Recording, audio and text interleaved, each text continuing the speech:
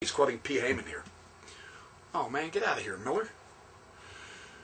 He says, monotheism is indeed a misused word in Jewish studies. The pattern of Jewish beliefs about the God remains monarchistic throughout. God is king of a heavenly court consisting of many other powerful beings, not always under his control. For most Jews, God is the sole object of their worship, but he is not the only divine being. Wow, P. Heyman.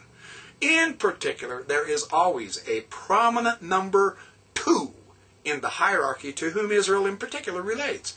The pattern is inherited from biblical times. The Jews weren't monotheistic, folks. That is a modern construct. This is one of the electrifying aspects of this work. I still haven't gotten to the Hebrew, the Bible. This is too good to lose, so whatever. So, anyway, I've got this so marked up already. And he says, oh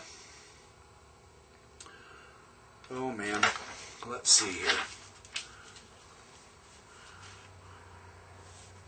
Comments on metaphor and imagery. Well, I believe that's this is pretty good. I got to read this to you. I thought I was going to be somewhat organized. Yeah, right. Page 26. This is good. And he analyzes the Hebrew a little bit, but I'm not going to worry about that right now. I'll just read you the idea. Most biblical scholars do consider Deutero-Isaiah the most clearly monotheistic voice in Israel's canon. As this study will detail, there are cogent reasons to consider that this monotheistic commitment may be overstated. So here we go. You ready to have your theology shaken up? Heiser will do it. Aside from the ambiguity of Deutero-Isaiah's presumed denials of the existence of other gods, the issue of how to understand some of his statements can be illustrated in Isaiah 40:26. So here's Isaiah 40:26. You can look this up now.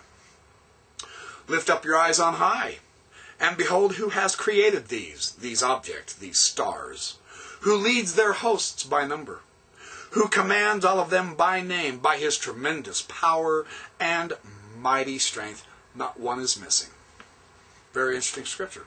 The question is whether Deutero-Isaiah here speaks of the stars of heaven, the heavenly host, as a well-arrayed army of divine beings led by Yahweh, or is he talking about something else? So the question is the identity of the hosts of heaven, the Seva HaShamayim, as I showed you earlier in the other video there. The belief that the stars were gods in pre-exilic religion is well established. The question is important and relevant because this same terminology is used in Deuteronomy chapter 4, verses 19 and 20, the scripture I was talking about in the earlier video.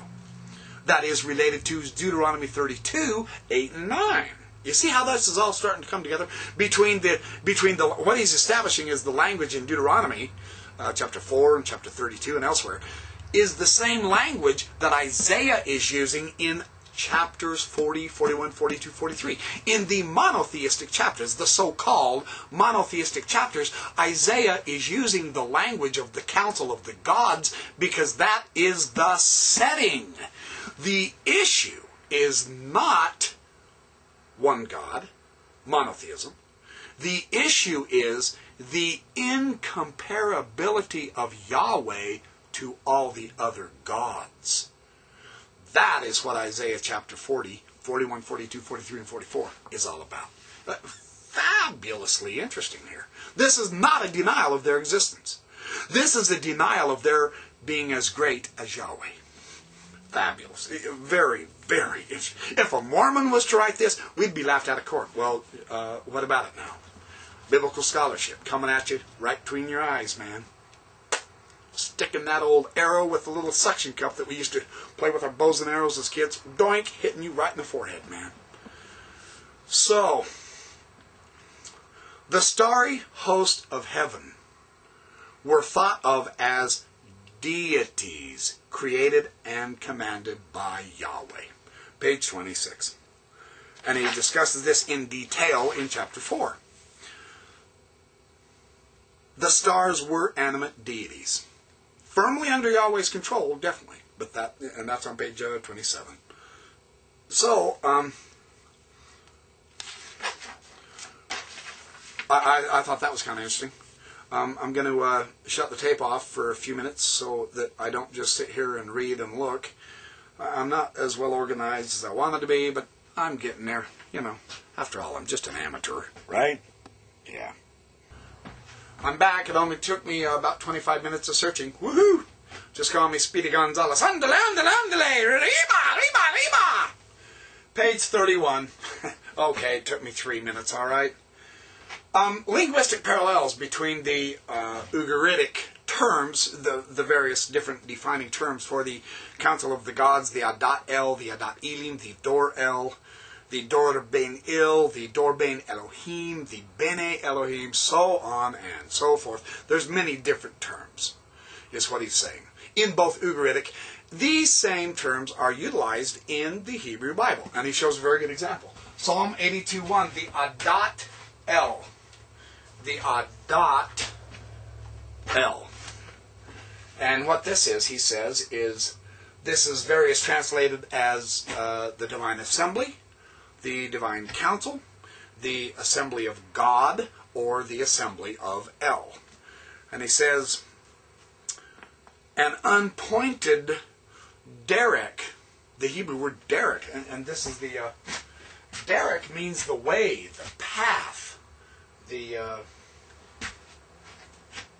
way. I thought this was interesting how he says this, derek, then you have your final cough there, derek, and he says it's unpointed. Now this is an interesting term, dalet, resh, and final cough, because he says this is an unpointed Hebrew derek, may refer to the Divine Council in Amos 8:14.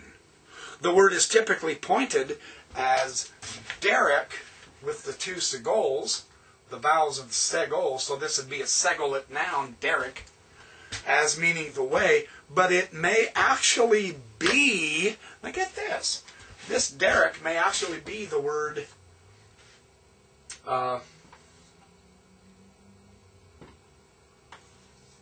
I'm smashing them, dur, D-U-R, and that might mean circle. Instead of derek way, it could be pointed dur as circle, or the circle of Elohim, you see. The group who surrounds the God in the Council of the Gods. The council surrounds the central point in the circle, kind of like a compass when you stick that central needle in the square and draw the circle.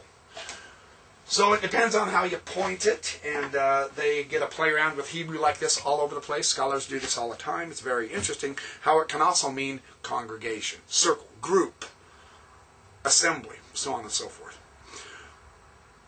Pantheon, your circle. It's the second person singular suffix, your circle.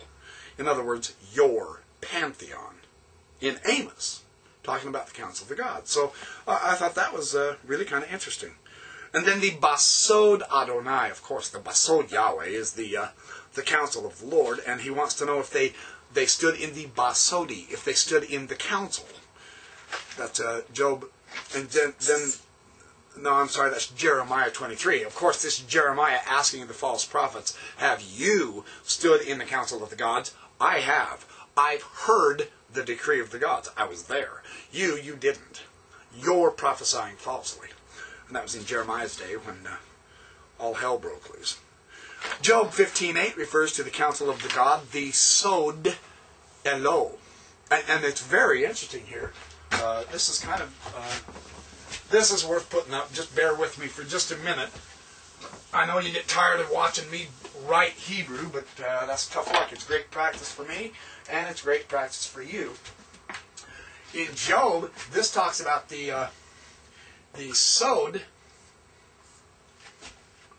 Elo. And the Elo is interesting here because Elo is singular of Elohim. So this is the council of God. This is the group of God. That's the singular.